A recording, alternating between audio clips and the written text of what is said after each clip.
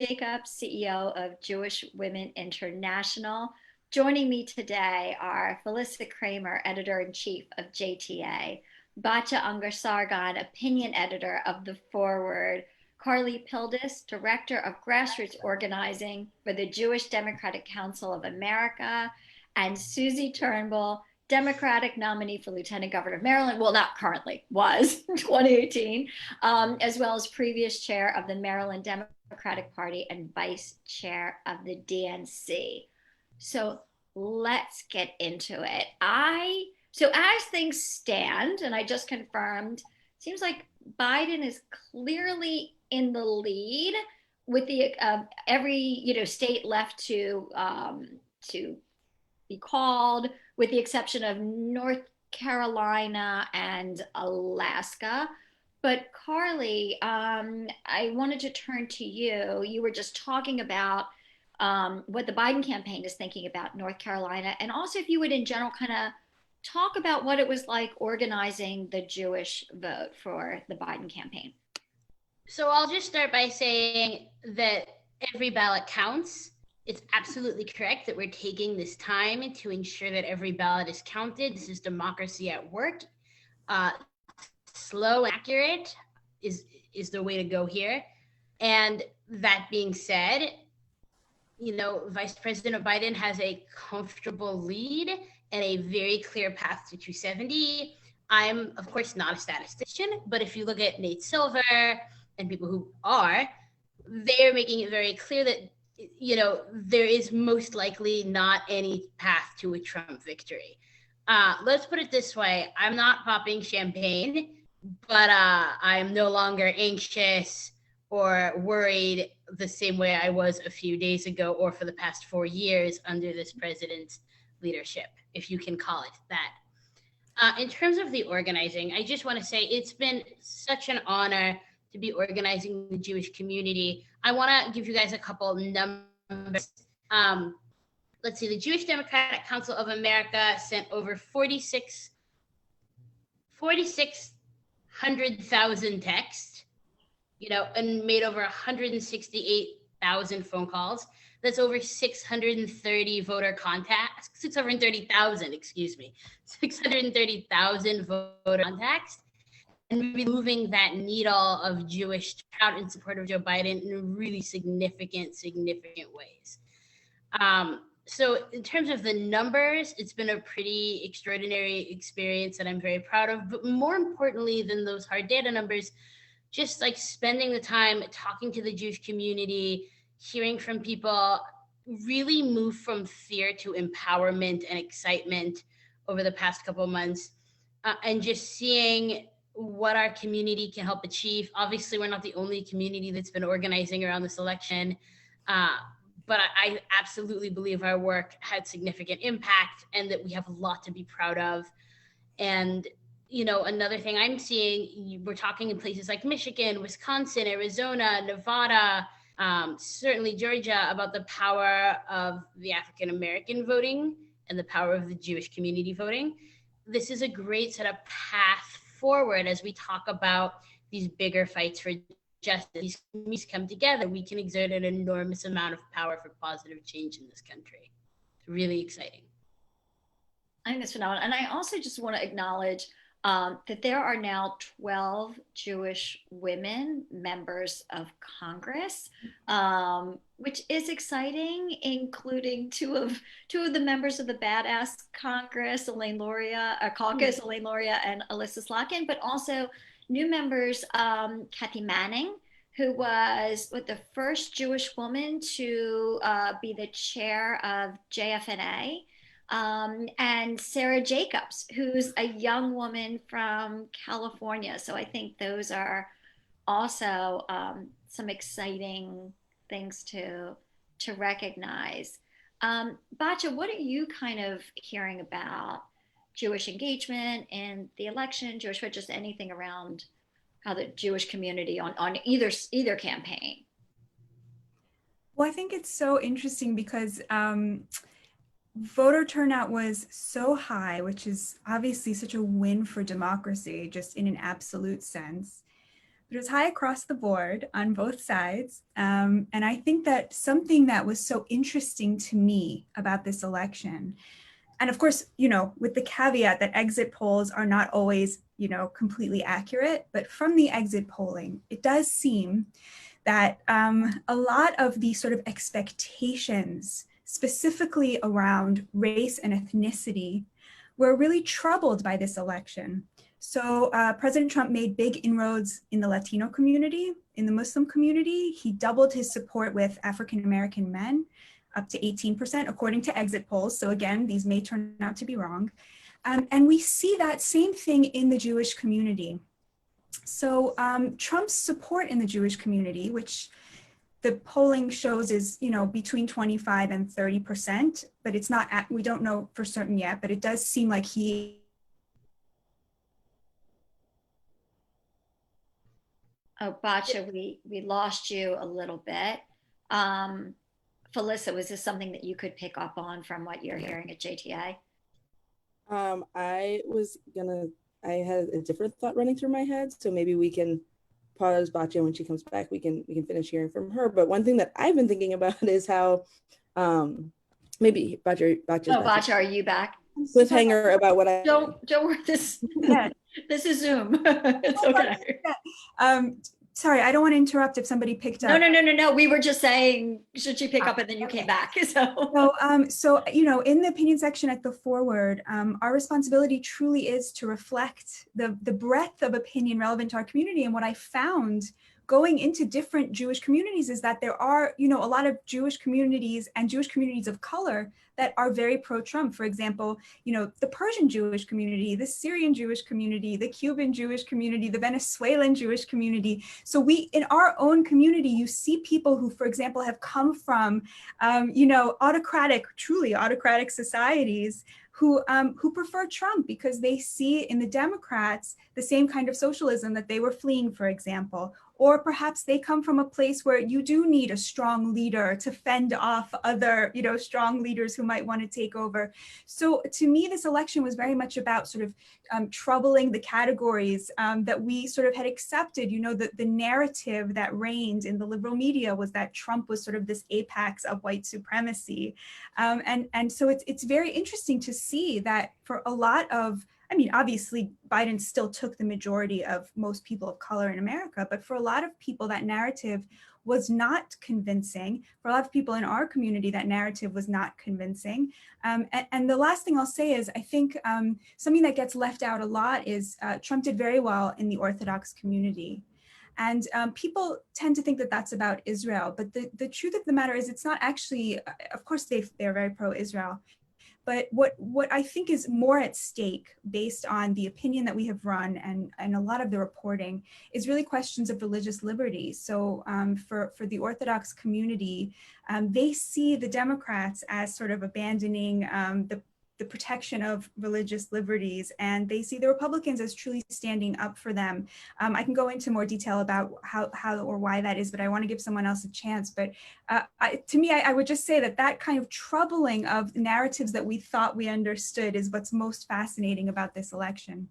That's so. Yeah, I guess I would push back.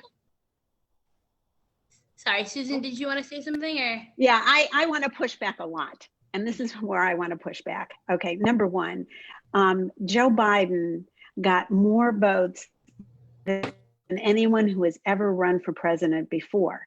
And he got those votes because he has over 4 million votes more than Donald Trump. So that's number one. In the Jewish community, we saw basically no difference. Every election for the last 25 years or so, people go, oh, but he's losing. The Democrats are going to be losing space. We haven't lost much space. If you look at where the votes are coming out right now, it's in an urban and suburban communities.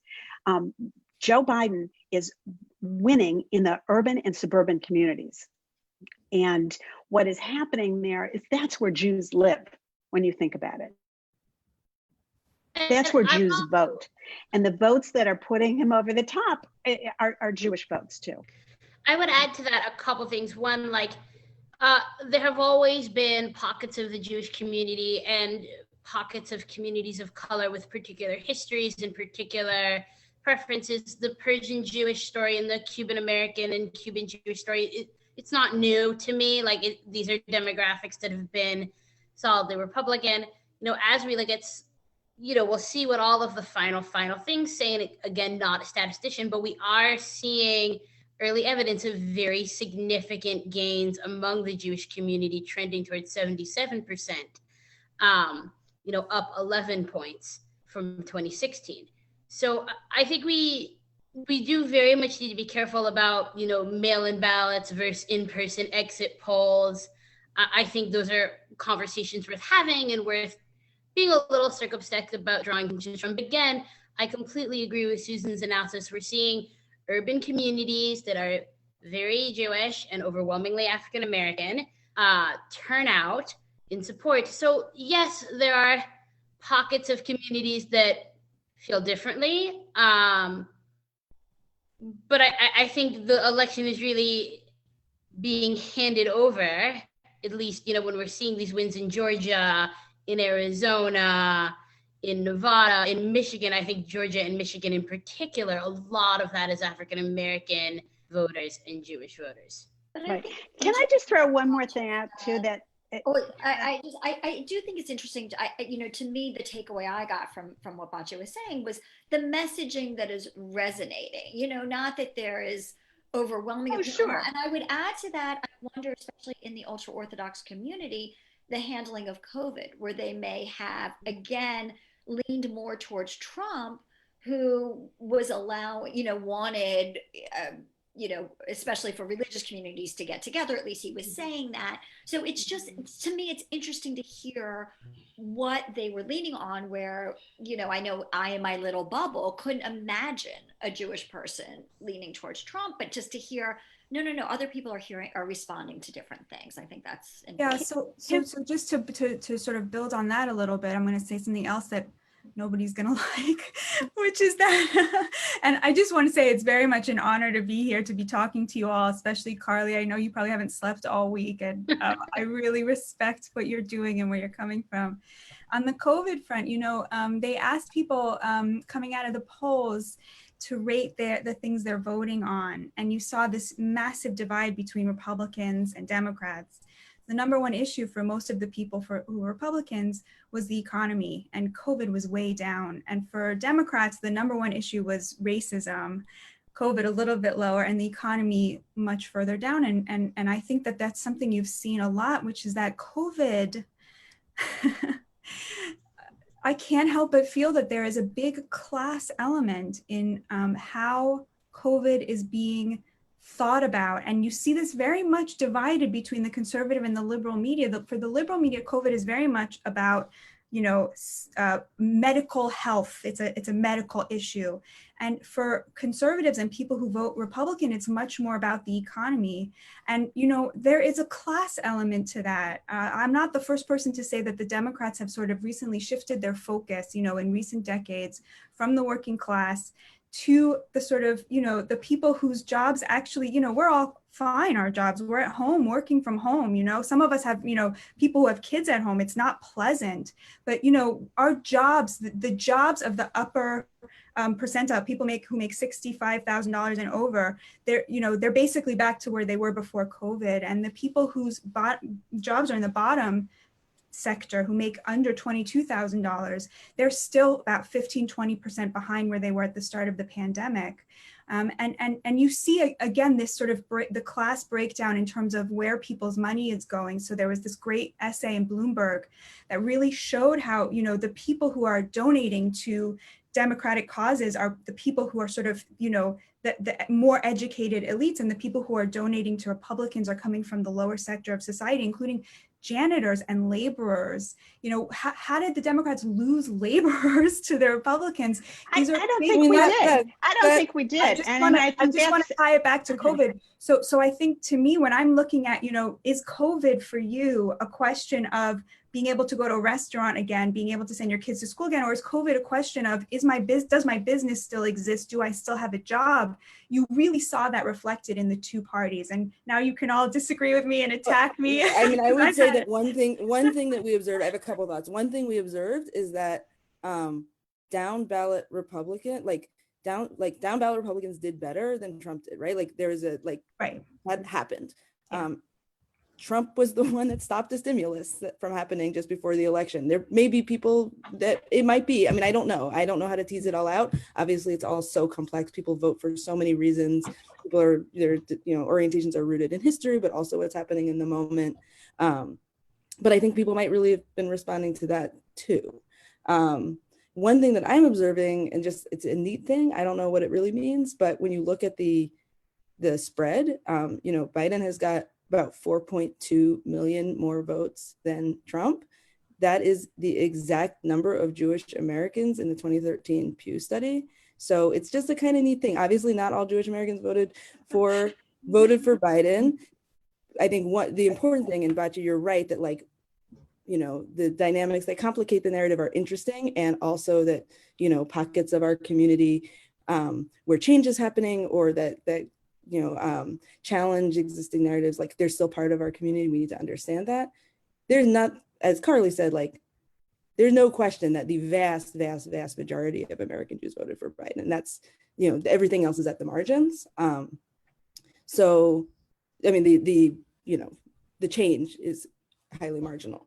But we've seen the importance of those margins. But we've seen the importance of those margins, but across America, Jews made a difference. So I think that's something that we shouldn't underestimate here. But I think what's interesting is that for you, what's amazing about the Jewish community is that it aligns so neatly with the Democratic side. But to me, as an opinion editor who's trying to see the breadth, to me, what's amazing about our community is that we're a freaking bridge in a nation that has lost bridges. Like we still I go to Shabbos meals all the time, and where we're fighting about Trump, and that doesn't exist in America anymore. Go to Shabbos meals? What? You go to Shabbos meals? Because the rest of us aren't. I don't feel wait, but I mean, like that converse, we are the last, as far as I can tell, space in America that is still open to debating these issues. Like we are a bridge in a nation that is divided. And I find that to be the most exciting and important thing, and so Jewish and so democratic. Well, we do love our debates. Okay, I find that fascinating, but I want to take a step back on a couple fronts. I do believe that our community's ability to debate and have vigorous debate and be in community with each other is vital to why we are a civilization that has survived over 5,000 years. I agree with you, and I think I love the Forward. I publish a weekly column in the Forward. Of course, the Forward is a place that should encourage that always. That being said, a couple things on the sort of how we talk about COVID, the economics of it, and the racial justice of it. I think, to me, accurately, Jews and Jewish Democrats see the racial justice and economic component of COVID as completely tied together. African Americans and other people of color have overwhelmingly borne the brunt economically and in terms of loss of life. We have already seen in this country massive systemic healthcare problems that lead to lower life expectancy, babies that are less likely to live, mothers that are 4 times more likely to die. Pandemics shine lights on the cracks in society. So I think when we talk about why Democrats are listing COVID and racial justice at the top, to me, those things are completely married, and completely married when we talk about women. 850,000 women left the workforce in September. And this is where I will plug Haley Soifer as a mensch among mensches. With a different boss, I would have been one of them, because I was doing really high level, very intensive campaign with a 3-year-old jumping on me all day. When you have women in those positions of power in the Jewish community, funders, I'm talking to you now, when you have women in those positions, they are able to invest in the next generation of Jewish women and build beautiful things. Whereas with a different organization or a different boss, and I really mean that, I'll be forever grateful, I would have been one of those women who had to leave the workforce when I couldn't have childcare for my very bouncy 3-year-old, as opposed to having people who were it's so great that she's sitting in on our strategy call throwing Cheez-Its at us. And I'll always be grateful to that for our staff, and for Haley again, but there's a systemic thing there that we need to talk about. So when we talk about COVID, versus the economy versus racial justice versus feminism. To me, these are intricately tied things. And that messaging, Republicans completely lost. They lost it utterly. They talked about the economy. They talked about closing business. They didn't talk about the fact that most families in America, the woman is the co-breadwinner or the single breadwinner. When you talk about Black, that number goes up astronomically. The vast majority of Black American women are sole or co-breadwinners. They're more likely to be add in there the than any uptick other of demographic. violence against women. Right. Yeah. And it's also, it's here, and I've been waiting for us to talk about women, because women overwhelmingly supported Joe Biden for all those reasons. And looking at all of us here, I'm the one with gray hair. And so I didn't have a 3-year-old sitting on my lap while I was on Zooms, but I know what my daughter-in-laws were doing. And I knew what their life has been like this year. And it's also the case that women of my generation, particularly Jewish women, are like, what do you mean I can't see my grandchildren? What do you mean I can't hug my grandchildren? That is a huge element.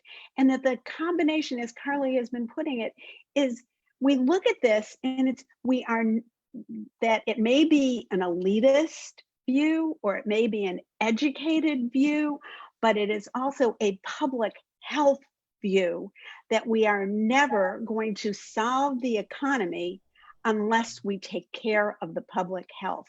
And we're hearing that from doctor after doctor after doctor after doctor. And we care about what they have to say. And I think that's why women so overwhelmingly supported an attempt to say, we're not going to not talk about COVID and think it's going away. It is not disappearing.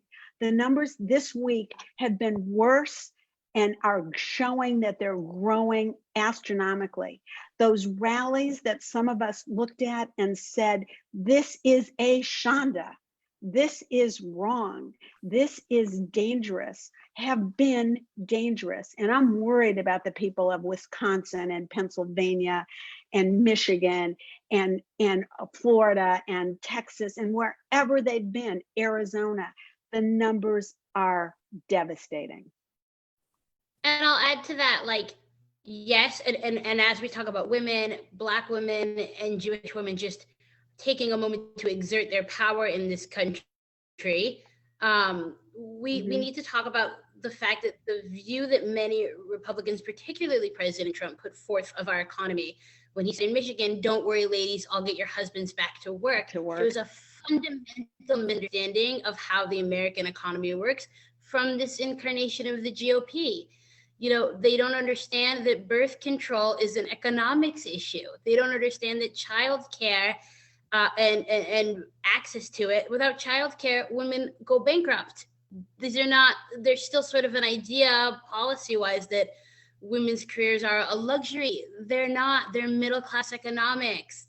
Women not going back to work equals foreclosures. I would say two things here. One is that in the focus on who will be the president, I feel like we haven't heard that much. We haven't spoken in this call about the fact that we appear to be about to get a vice president who is a woman.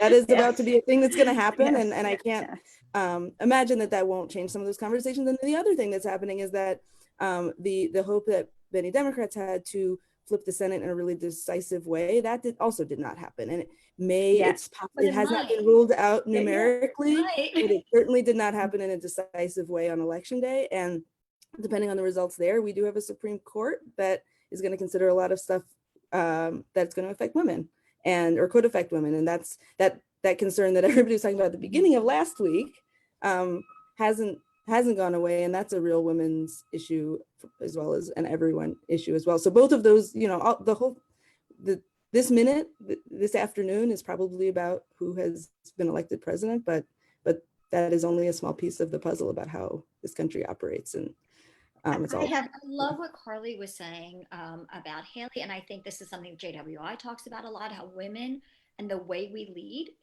is uniquely positioned for the workplace of the future. This is what we say over and over again, even before COVID.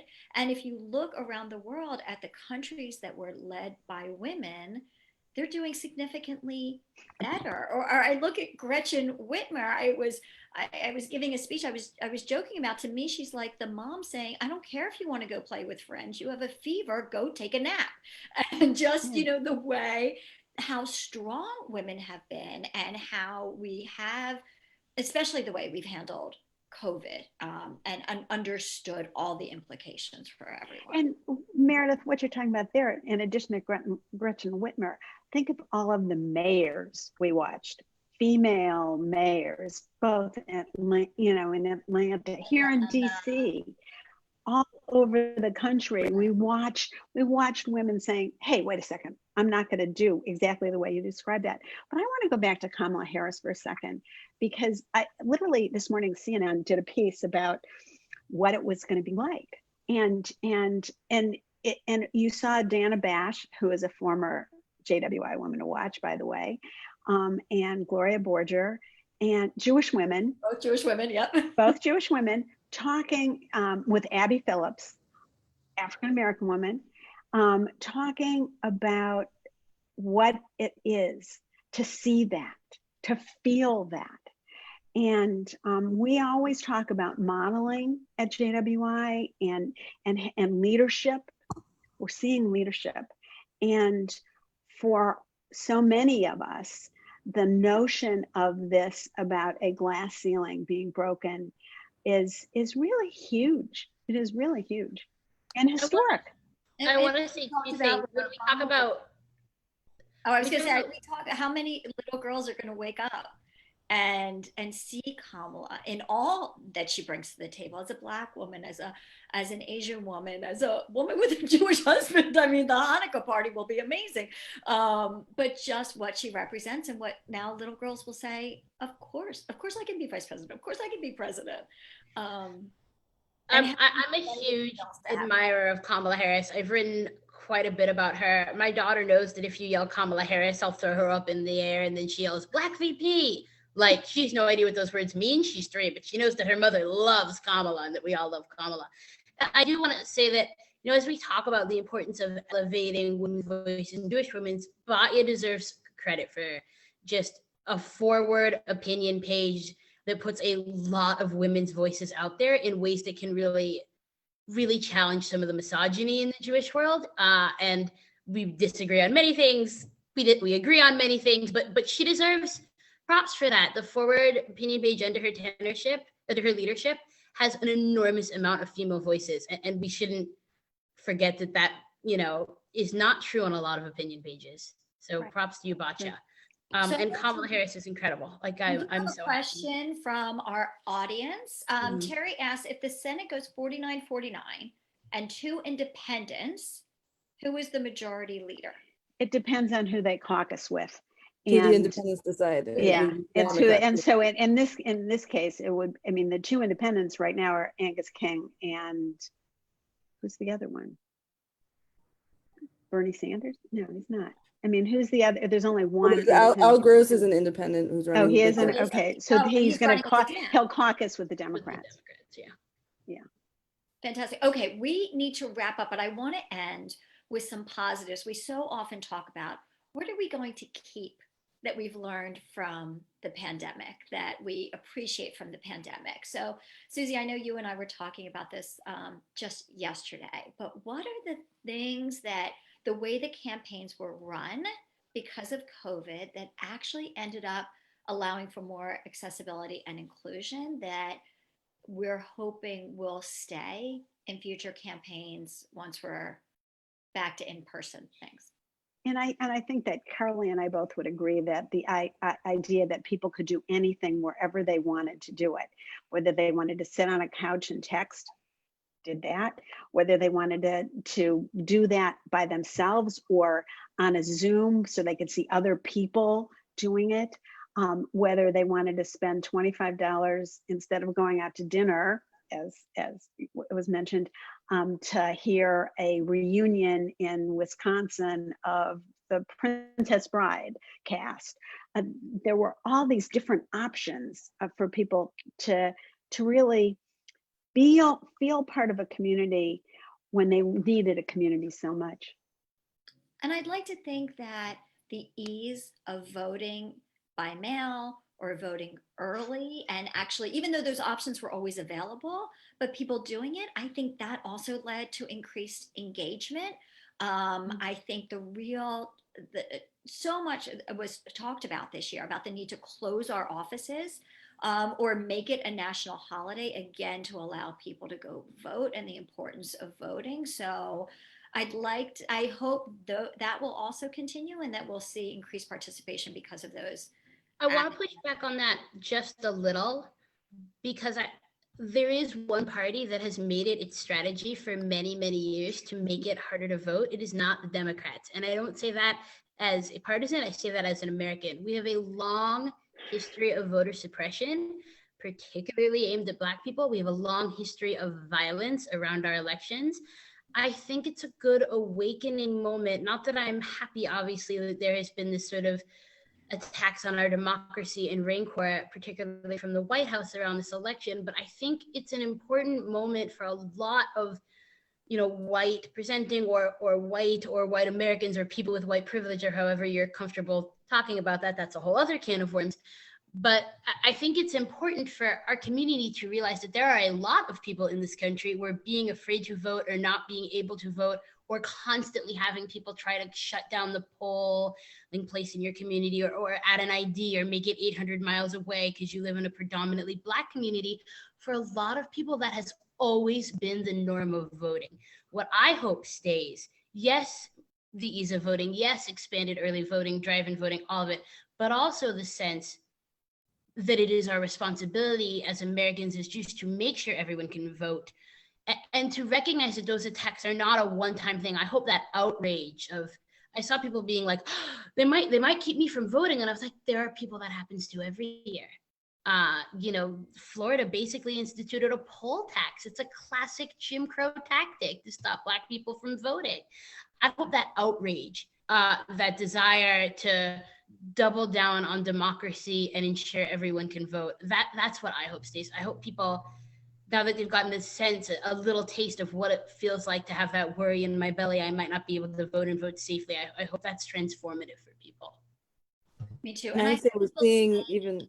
Oh, go ahead, Felissa. I was seeing even in the last day, we're seeing in real time, I think, Republican leaders working out the question out loud. What do we want our party to be? We have this option of going the way that the president is going and denying the results, and we have the option of saying, no, we're gonna believe in our democracy and we're gonna let it do its thing.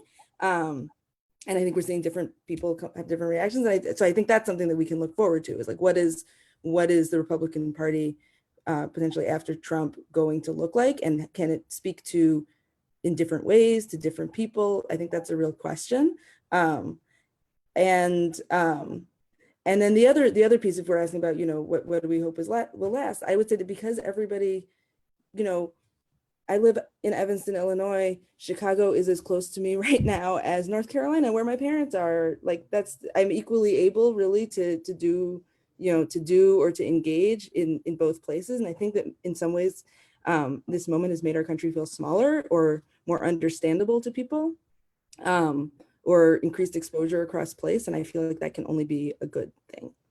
And I hope people, it was interesting. I heard Jane Fonda speak early in the campaign for Biden. And she said the mistake we made with Obama was once we elected him, we sat back and watched. And I echo what she had said at that moment, is that we need to stay engaged. And we're talking about this at JWI. It's vote and. So you voted, but we have to stay engaged. We have to stay vigilant. We have to make sure that the issues we care about continue to be addressed and prioritized. And so it's not about just every time there's a big election that we start to care. We need to always care. So with that, I want to thank everyone. Bacha, thank you. I think this was the most debate-like session. Be back. Oh my gosh. You're welcome any week. I mean, phenomenal. Thank you all. Thank you all. I'm going to go. Oh, Joe has a question about poll tax. That was about when Florida overwhelmingly voted to allow previously incarcerated people to vote. They were then charged. What was it? They had fees. to pay. If they had any outstanding And there were bills. charged fees for like existing in prison, back court fees. It's been widely acknowledged by civil rights as an attempt to keep former felons from voting. That becomes a racial justice issue. Black men in particular are more likely to be charged as felons for similar offenses. Even at a Republican state party level, they've acknowledged what they were trying to do. Yeah. Thank you. I wanted to make sure we addressed that because I know Joe is with us every week. So wanted to make sure her question was answered. But I thank you all.